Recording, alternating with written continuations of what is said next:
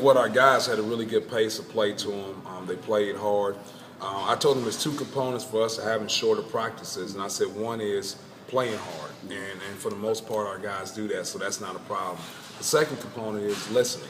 You know, sometimes we have to re-explain drills and re-explain cuts over and over again, and that's what drags practices on. So we want to have shorter, crisp practice, and I think right now we did a pretty good job of it, but we got to open our ears and listen so we don't have to re-explain things.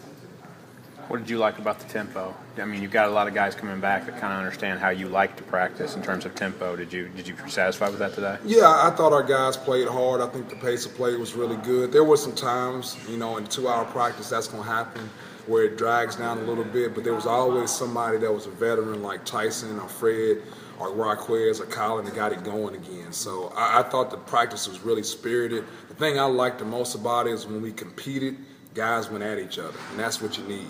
What was it like having all those options for the first time here? Well, you know what? When you look at it, it looks like a lot of options, but a lot of those guys are walk-ons. You know, so it's good having those bodies out there, but how many bodies that are actually going to play for you? That's where it kind of gets misconstrued a little bit. When you look at the first practice, maybe like the first step in a marathon, what are you looking forward to, or what are you looking for today? Well, you know, the biggest thing I wanted out of this, I wanted guys to come in with some exuberance about practice. I want them excited about the first day of practice because it's a long haul, like you said, a marathon. And so if the guys come in the first day kind of dreading practice, then you got no chance. But the guys came in with a lot of excitement and a lot of enthusiasm, and that's what I was looking for the most part. When we talked to you last week, Rick, you've always said, I want to play fast, I want to play up-tempo, I want to get the ball, and I want to go. And I don't think there's any coach in America that has ever said, I want to slow it down and I want to win with 45 points. It's just not the sexy thing to say. But with this kind of a young group, do you have to almost kind of say, hey, look, let's make sure we don't throw it in the stands. Let's make sure a turnover doesn't happen. Let's make sure we're efficient. Maybe not fast, but efficient. Well, it's kind of like, you know, the offense now in college football. Right. The only way you can play fast is if you practice fast.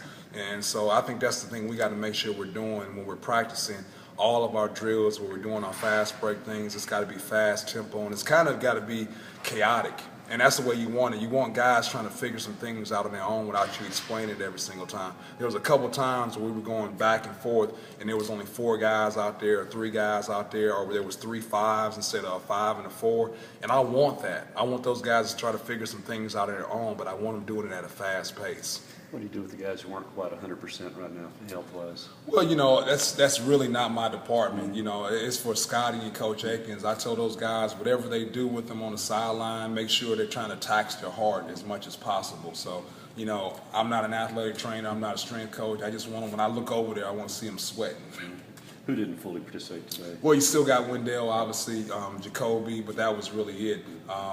Colin had a little bit of a back issue, but that's not a big thing, but he was ready to go. He practiced full.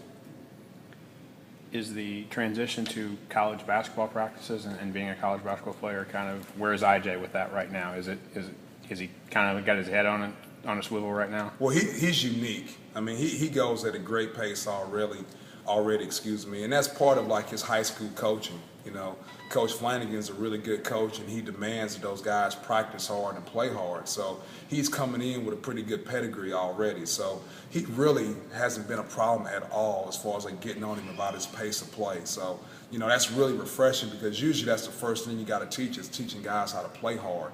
And so if you don't have to teach that, now you can actually teach basketball, which is what we all want.